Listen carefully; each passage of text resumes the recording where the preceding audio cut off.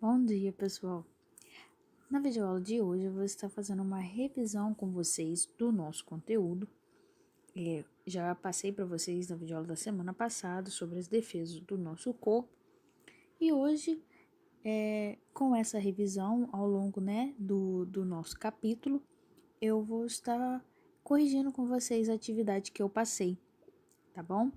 Então, sobre as defesas do nosso corpo, nós vimos que elas são de grande importância, porque a gente a todo instante está exposto a substâncias, micro-organismos que podem nos causar doenças.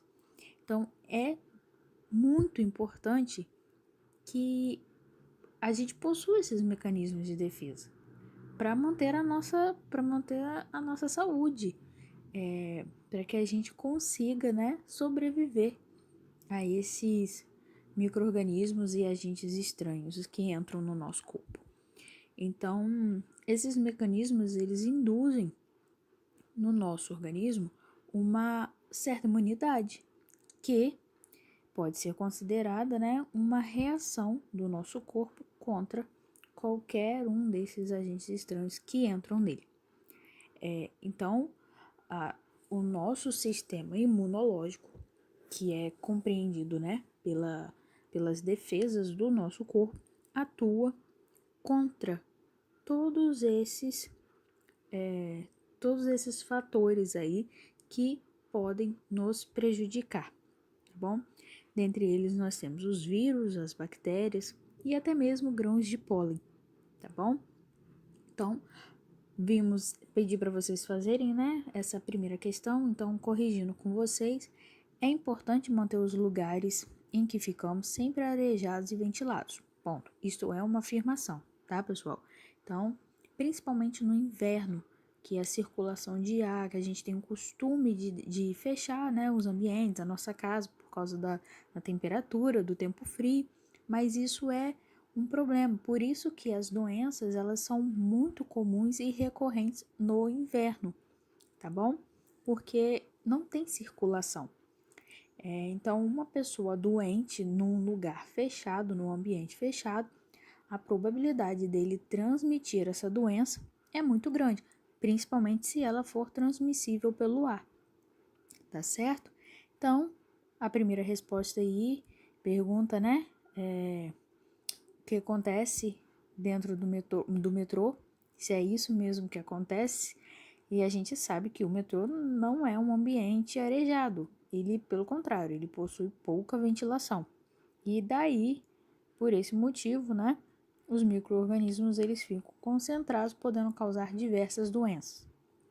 Na questão 2, nós temos então a situação apresentada na página anterior, o que poderia acontecer se uma pessoa tiver alguma doença transmissível pelo ar.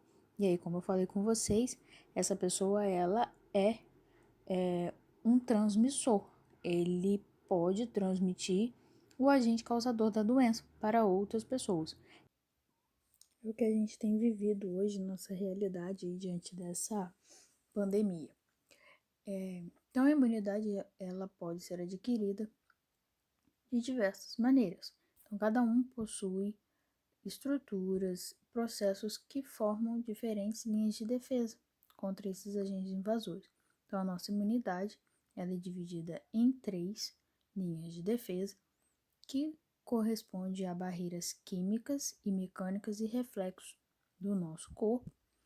A segunda linha e a terceira linha já são considerados, primeira linha e a segunda linha são consideradas imunidades inespecíficas, pois elas atuam contra qualquer agente invasor, qualquer um.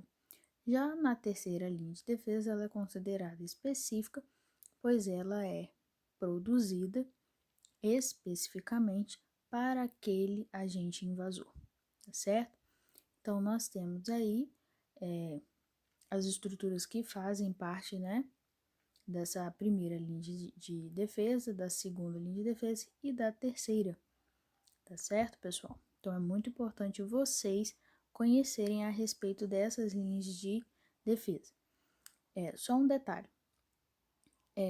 Caso algum agente invasor ele consiga ultrapassar a primeira linha de defesa, a segunda linha de defesa ela começa a entrar em ação, certo? Então, por isso que muitas das vezes tem situações em que a gente tem febre, sofre com algumas inflamações. Quando a segunda linha de defesa ela não consegue combater, neutralizar esse agente invasor, aí entra a terceira linha de defesa, que são os glóbulos brancos, né? E a produção e a participação dos anticorpos. E é assim que funciona a nossa imunidade. Então, prosseguindo, a gente então pôde observar que cada linha de defesa ela age contra os agentes invasores de maneira inespecífica ou específica, como eu falei para vocês. Então, as linhas de defesa inespecíficas são estratégias utilizadas pelo corpo para impedir e afastar a entrada de qualquer agente estranho, independente de qual ele seja. Pode ser um vírus, uma bactéria, tá certo? Já as defesas específicas são estratégias do corpo para reconhecer os agentes invasores e agir na sua destruição de uma forma mais rápida e direcionada, tá bom?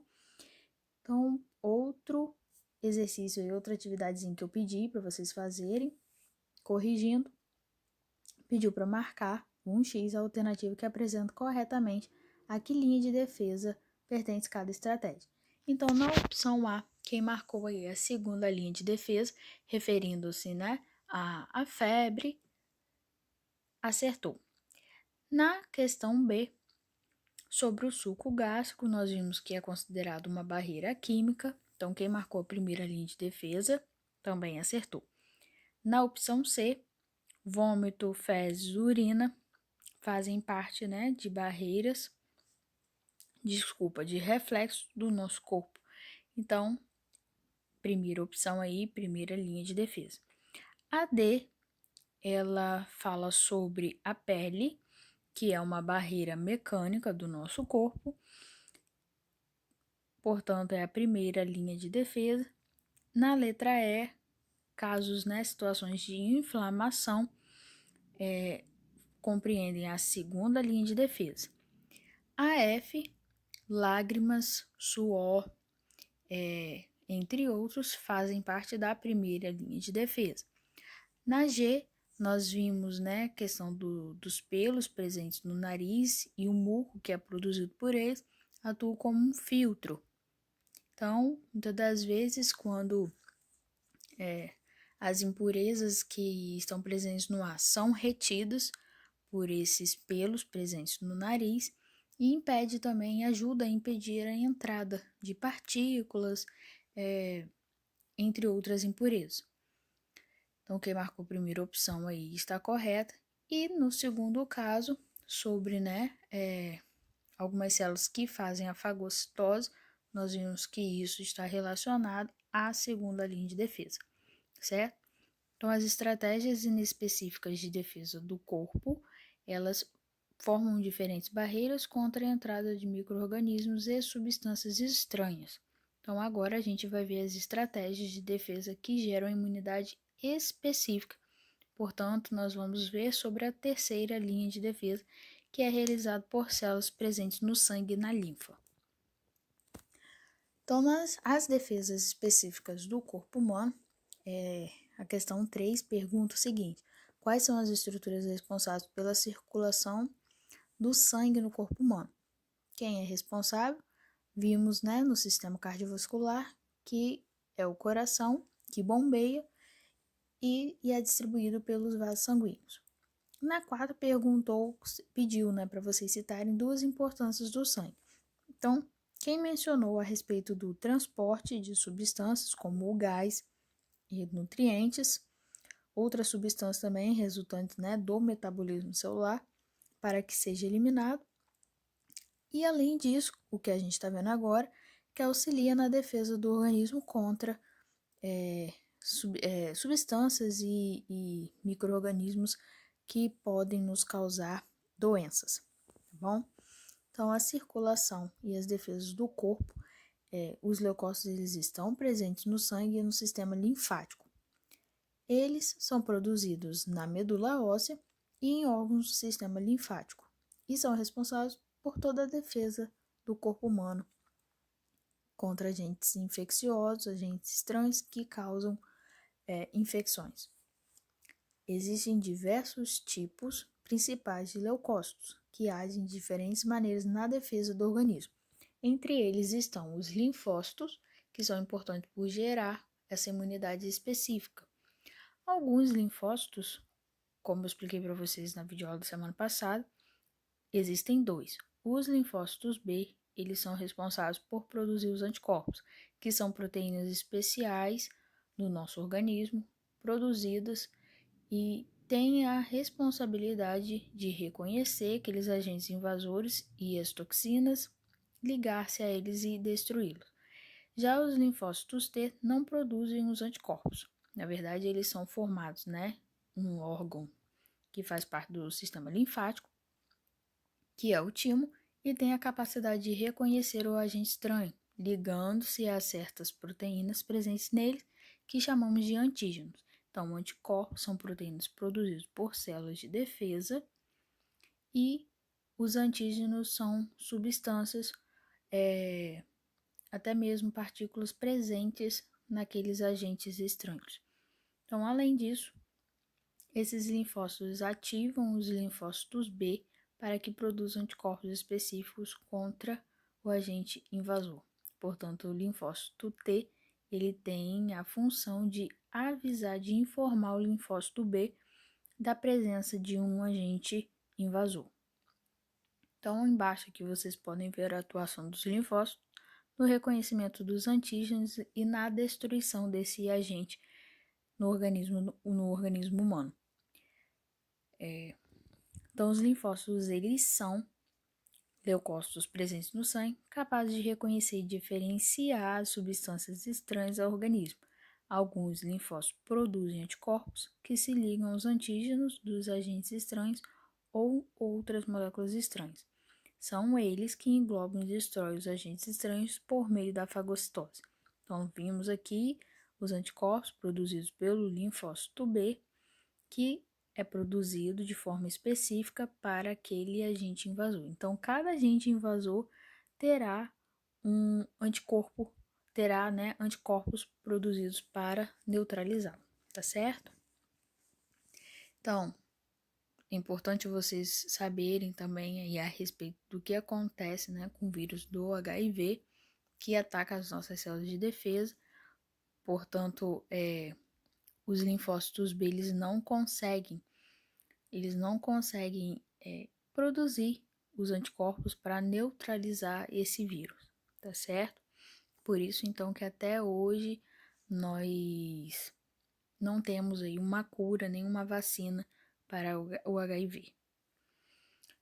E agora, a respeito da imunidade específica, ela está relacionada aos anticorpos e pode ser adquiridos de forma natural e artificial. A imunidade, ela pode ocorrer também de forma passiva ou ativa. Na imunidade passiva, os anticorpos, eles são transmitidos ou adquiridos prontos. Já na ativa, é o próprio organismo que produz. Então, a imunidade específica, ela ocorre de forma natural, adquirida, e de forma artificial. Então, na imunidade específica, naturalmente adquirida, de forma passiva, nós vimos o exemplo da amamentação e por meio da placenta, e de forma ativa, quando aquela pessoa se expõe ao micro-organismo, quando ele contrai aquela doença. Então, após a cura da doença, o corpo, quando ele consegue combater aquele agente infeccioso, ele consegue produzir anticorpos, depois de manifestar os sintomas, depois de já ter combatido aquele agente causador da doença, ele consegue eliminar e produzir anticorpos de forma definitiva. Caso, a pessoa ela venha entrar em contato de novo com aquele micro-organismo, o seu corpo imediatamente irá reconhecê-lo e combatê-lo. Na imunidade específica de forma artificialmente adquirida, a forma passiva é quando, por meio da inserção de anticorpos recebidos de um doador em resposta a um antígeno específico, como é o caso do soro. Os soros geralmente são fabricados, né, e já tem a presença dos anticorpos ali presente, porque o soro ele tem uma ação rápida e imediata. Geralmente os soros eles são fabricados do próprio veneno de animais peçonhentos, e ele tem a finalidade de ser utilizado principalmente em situações assim, que uma pessoa ela sofra um acidente, né, uma picada de cobra, de escorpião, de aranha, tá certo? Então precisa agir imediatamente porque as toxinas que estão presentes no veneno desses animais pode acabar levando à morte da pessoa. E já na forma ativa, ocorre por meio da vacinação. Então, a gente pode adquirir imunidade também de forma artificial quando a gente recebe uma vacinação. Então, a vacina, muitas pessoas elas questionam a sua finalidade, a sua importância, porém, ela tem um papel muito importante na defesa do nosso corpo. Desde quando a gente nasce, ao longo da nossa vida, algumas precisam, né? Algumas, elas têm uma ação, elas atuam no nosso corpo sem data. Na verdade, ela é permanente, sua duração é permanente. Agora, em outras situações, existem vacinas que precisam de reforço. Então, a imunidade ativa adquirida artificialmente provém da vacina. E a vacina ela é uma substância preparada a partir de antígenos de micro-organismos ou de vírus, ou de toxinas produzidas por bactérias infecciosas. A vacina ela auxilia principalmente na prevenção, daí a sua importância, pois ela previne. Por isso, hoje a gente vê aí cientistas, universidades, né, correndo contra o tempo atrás, né, de uma vacina que consiga combater esse micro-organismo agora que está causando, né, a morte de muitas pessoas, porque é só por meio dela que a gente consegue adquirir imunidade e nos previno também contra esse micro-organismo. Então, ela auxilia na prevenção, fazendo com que o organismo desenvolva imunidade contra determinadas doenças. Então, previne. Então, significa que prepara o seu corpo, né? Caso você venha ter contato com aquele micro-organismo, prepara o seu corpo para que ele possa combater aquele micro-organismo. Então, após a vacinação, ocorre a produção de anticorpos específicos para o vírus e micro-organismos presentes na vacina, sendo por isso um exemplo de imunidade ativa e adquirida de forma artificial. Então, algumas vacinas fornecem imunidade por toda a vida, outras, porém, elas vão precisar de um reforço periodicamente. Então, como vocês podem ver aí, caso alguém precise tomar alguma vacina, já sabe, tá bom? Então, existem as campanhas de vacinação, é bom a gente, né, ficar atento a elas. E agora entrando, né, no assunto do soro, como eu falei para vocês, o soro ele é fabricado